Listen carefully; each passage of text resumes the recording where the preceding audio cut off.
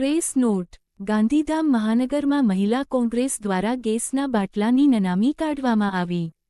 ગેસના બાટલાની અપૂરતી વ્યવસ્થા, ગેસના બાટલામાં ભાવ વધારો અને ગેસના બાટલાની કાળાબજારી સામે ગાંધીધામમાં મહિલા કોંગ્રેસનો અનોખો વિરોધ। ગાંધીધામ આજરોજ ગાંધીધામમાં ગેસના બાટલાની અપૂરતી વ્યવસ્થા, અસહ્ય ભાવવધારો અને વધી રહેલી કાળાબજારીના વિરોધમાં ગાંધીધામ મહાનગર મહિલા કોંગ્રેસ, શહેર કોંગ્રેસ અને તાલુકા કોંગ્રેસ સમિતિ દ્વારા ગેસના બાટલાની નનામી કાઢીને પ્રદર્શન કરવામાં આવ્યું હતું। ગુજરાતમાં સંભવતઃ પ્રથમ વખત મહિલાઓ દ્વારા ગેસના બાટલાની પ્રતિકાત્મક નનામી કાઢીને સરકારની નીતિઓ સામે રોષ વ્યક્ત કરવામાં આવ્યો હતો। વિરોધ પ્રદર્શનની મુખ્ય વિગતો। આ કાર્યક્રમ ગાંધીધામ મહાનગર કોંગ્રેસ પ્રમુખ શ્રી ભરતભાઈ ગુપ્તા, તાલુકા પ્રમુખ દેવેન્દ્રસિંહ ઝાલા, કચ્છ જિલ્લા મહિલા કોંગ્રેસ પ્રમુખ રાધાસિંહ ચૌધરી અને મહાનગર મહિલા પ્રમુખ ઉમાબેન સૈનીની સંયુક્ત આગેવાની હેઠળ યોજાયો હતો।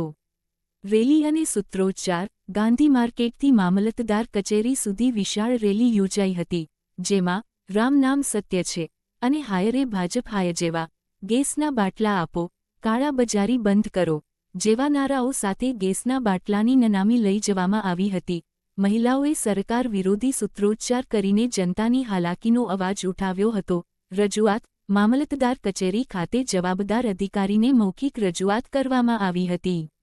અધિકારી દ્વારા તમામ પ્રશ્નો બાબતે હકારાત્મક પ્રતિસાદ આપી યોગ્ય ઉકેલની ખાતરી આપવામાં આવી હતી। ઉપસ્થિત આગેવાનો આ વિરોધ પ્રદર્શનમાં પ્રદેશ એસસી આગેવાન શ્રી કોકિલાબેન ધેડા, ઓબીસી પ્રમુખ લતીફભાઈ ખલીફા, જિલ્લા મંત્રી ભરત મ્યાત્રા, બિંદુ યાદવ, દશરથસિંહ ખગારોત, પૂર્વ કાઉન્સિલરો શિવરાજ ગઢવી, ઝવેરબેન મહેશ્વરી, યુવા કોંગ્રેસના પ્રમુખ વિશાલ ધેડા, જુમ્માબેન મહેશ્વરી, મરિયમબેન માંજોટી, બેલાબેન જોશી, નવીન અબચુ, નરેન્દ્રભાઈ કેલા, સબીરભાઈ કુરેશી, બાબુ આહિર, બીજલ આહિર, અશરફ માંજોટી, અરુણ હારાણી, સોમાભાઈ પરમાર સહિતના અનેક કાર્યકરો અને આગેવાનો મોટી સંખ્યામાં જોડાયા હતા।